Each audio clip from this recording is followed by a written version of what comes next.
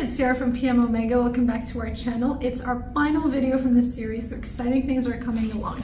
In this video, I'll be going over the positive things that went on in Phase 1 and how we can improve for Phase 2 that's starting in April 2019, so this month.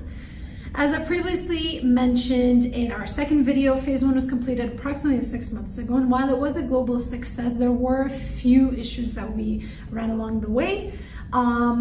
So just to avoid these key issues and to properly identify them and know what to do next, we hope to basically analyze the next steps for upcoming Phase 2.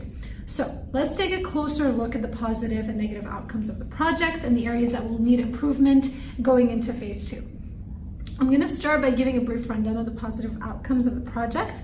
Overall, the Novus Room was a very good project. Suppliers provided good expertise. KPMG's functional lead experience as a user was a plus. Of course, communications were great. There was great teamwork with all the partners, and quick feedback was given for fast adjustments.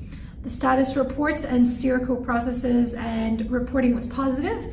It all had the required information. There was the courage to de-scope and move requirements to Stage 2. And overall, we can say the risk sessions were good.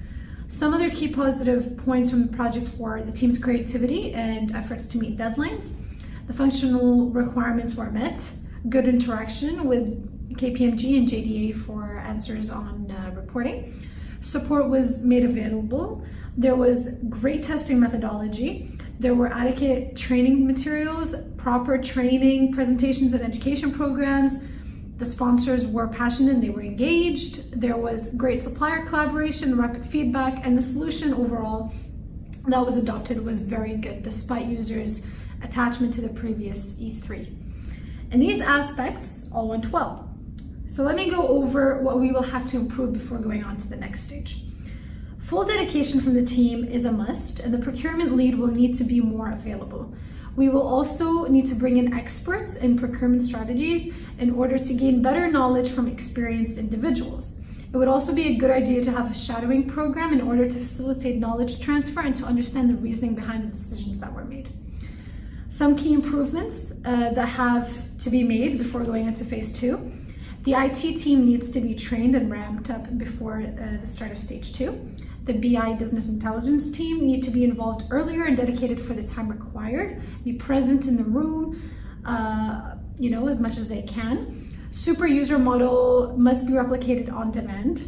The JDA functional resources need to be more proactive. Their expertise was a bit underwhelming. KPMG were not always present. There is a need to know when they are on site. There needs to be a plan for the time following the kickoff. Gaps in workload must be fixed. The team were idle for a while after the requirement definition. There needs to be more visibility on cost management, including accountability regarding where efforts are invested. There's a need to make sure we don't underestimate risks and be realistic, especially in regards to deadline, and risks and expectations need to be properly communicated.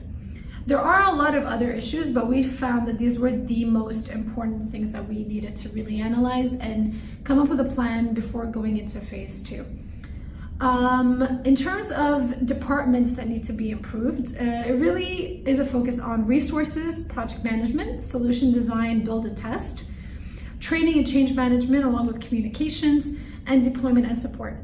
There is always room for improvement in general, but we really think that working together as a team across all these departments, we really can make sure that we don't face the same issues that were faced in Phase 1. So overall, the project had numerous positive outcomes. However, there is room for improvement, as mentioned, in many aspects of the project going forward.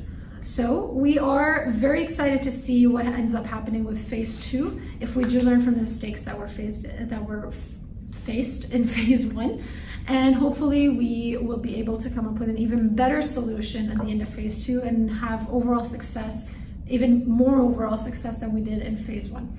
We really hope you enjoyed our little series about our project with McKesson, and we want you to like that video, so click that like button below. Subscribe to our channel for upcoming projects that we have, and be sure to hit that bell button for notifications on our next videos.